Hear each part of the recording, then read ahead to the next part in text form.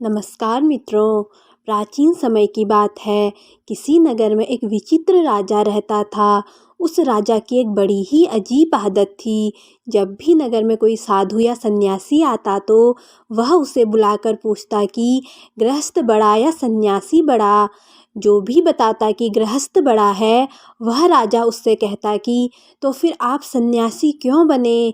चलिए गृहस्थ बनिए। इस तरह वह उस सन्यासी को भी गृहस्थ बनने का आदेश देता था। जो बताता कि सन्यासी बड़ा है, वह उससे प्रमाण मांगता था। जो यदि वह प्रमाण न दे सके तो वह उसे भी गृहस्थ बना देता था। इस तरह कई संत आए और उन्हें सन्यासी से गृहस्थ बनना पड़ा। इसी बीच एक दिन नगर में एक महात्मा का आगमन हुआ। उसे भी राजा ने बुलाया और अपना वही पुराना प्रश्न पूछा, गृहस्थ बड़ा या सन्यासी बड़ा? महात्मा ने कहा, न तो गृहस्थ बड़ा है, न ही सन्यासी बड़ा है। जो अपने धर्म का पालन करे वही बड़ा है। राजा बोला, अच्छी बात है। क्या आप अपने कथन को सत्य सिद्ध कर सकते हैं? महात्मा ने कहा, अवश्य। इसके लिए आपको मेरे साथ चलना होगा। राजा महात्मा के साथ चलने के लिए तैयार हो गया। दूसरे ही दिन दोनों घूमते घूमते दूसरे राज्य में निकल गए। उस राज्य में राजकन्या का स्वयंवर हो रहा था। दूर दूर के राजा राजकुमार आए हुए थे। बड़े ही विशाल उत्सव का आयोजन किया हुआ था। राजा और महात्मा दोनों उस उत्सव में शामिल हो गए। स्वयंवर का शुभारंभ हुआ। राजकन्या राज दरबार में उपस्थित हुई। वह बड़ी ही रूपवती और सुंदर थी।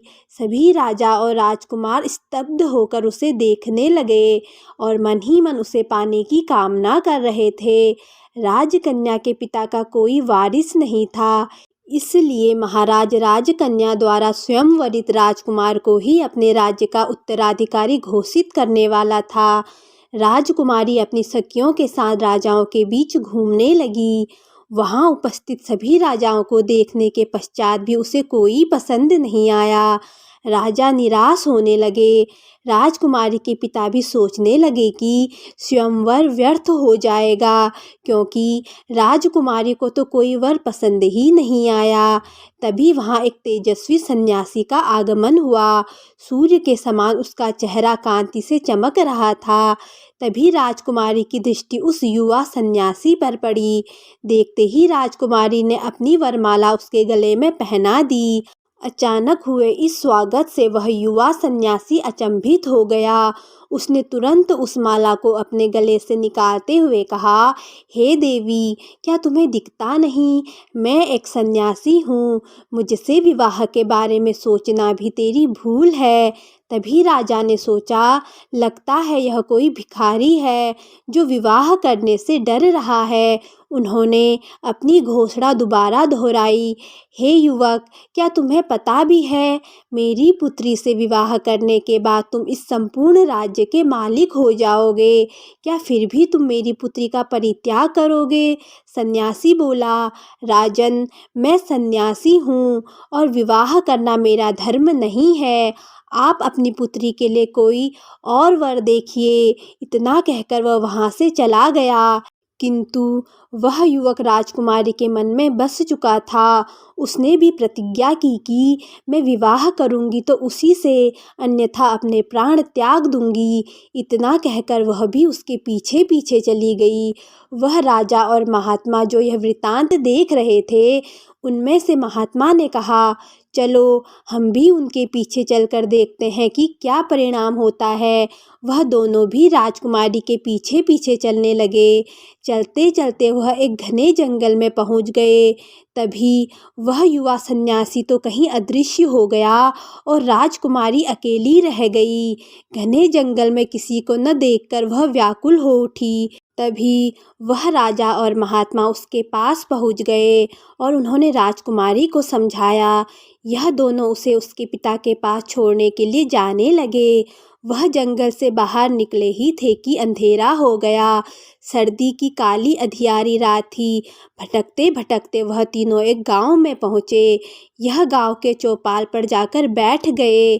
बहुत सारे लोग वहाँ से गुजरने लगे, लेकिन किसी ने इस ठंड से ठिठुरते मुसाफिरों का हाल तक नहीं पूछा।